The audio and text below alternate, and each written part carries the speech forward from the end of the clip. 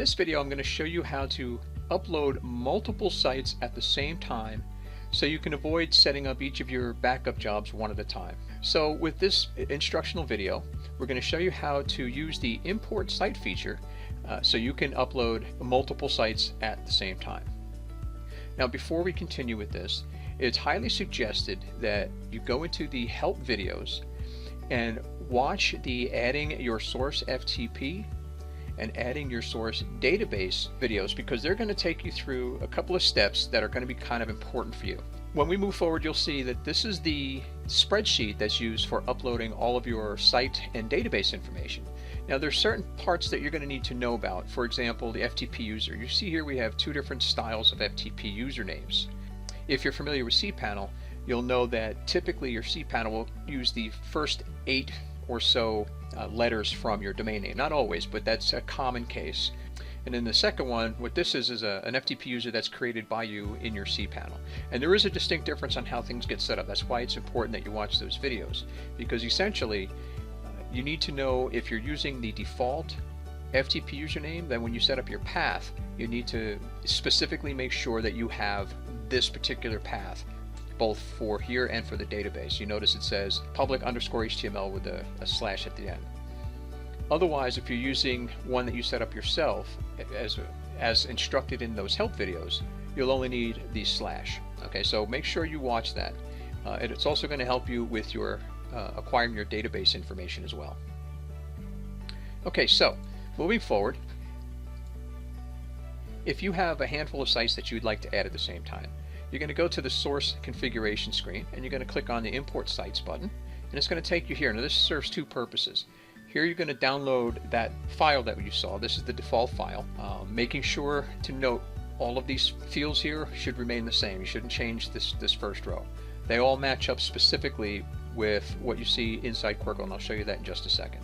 And the other function is, once you've completed filling it out, this is where you're going to upload and submit that new Excel spreadsheet with all of your information. Okay, so let's go back to the spreadsheet for just a moment. Now these first two sites are obviously demo sites. You're going to go ahead and delete those out of there. Make sure you do not delete that first row. So you see your site name here is your site name, FTP account right here, FTP host name, FTP user right here, FTP password, FTP port, site URL, and then of course your path and your PHP site, yes or no. If it's checked, it's yes. If it's unchecked, it's no. And now the same with the database side. You click on this. Now for your database, you have your database name, which is right here, database host name, which will in most cases be localhost, but in any case that's where you'll find it. That's the same field. Database user, database password, and of course the database port. So as you can see, the spreadsheet just emulates what you're seeing on these forms. Okay, so moving forward, now let's come back here. Now you'll see I have already backups here that are in the system. You can see here they're backing up every day like clockwork. So we know that these are okay, and I don't need to do anything to these. Now what I want to do is I want to add another handful of sites. Here I have a short list of about 4 more sites that I'd like to put into my backup jobs. And as you can see, it's already filled out with the site name, FTP account, host name, username.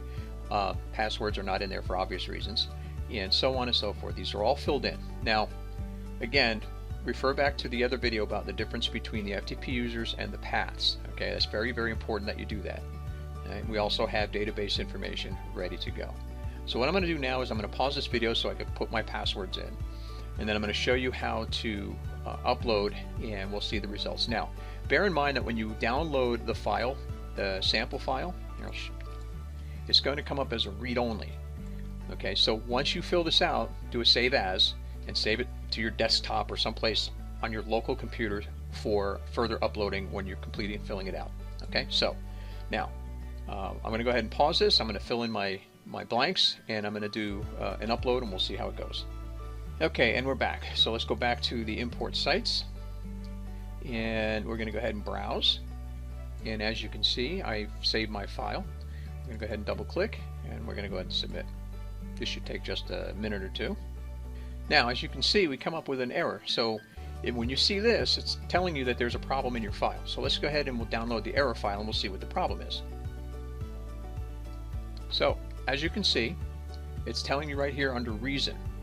It's telling me that the site was added, but the FTP details are not valid. So basically what it's doing is once you upload, it's double checking to make sure your database username and password match, things like that. So obviously there's a couple of issues with some of my sites here, which I can go back and fix. But as you can see, if there is a problem, it will tell you. All right, so let's go and see how we did otherwise. We'll go back to the source setup. And now we see 1, 2, 3, 4 brand new sites that were added just today. So now if we go to do a backup job, so we'll try this first one here, go to FTP. Now you can see the FTP account's there, everything's there, and it's ready to go. Now you can take a look at that by clicking on the edit icon right here, and it'll show you all of your information. Of course, it won't show you the password. And if you want to save it from here, you need to re-enter your password. Okay, so it's telling me that's ready to go.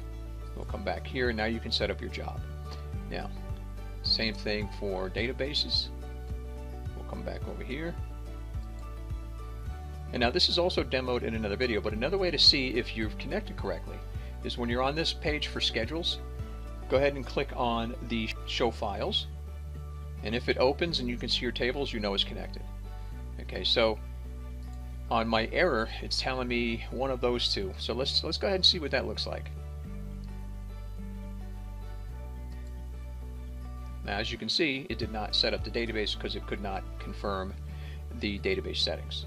So there you have it. That's how you can add multiple sites at the same time, which saves you a little bit of time from scrolling from screen to screen every time you want to add a new site.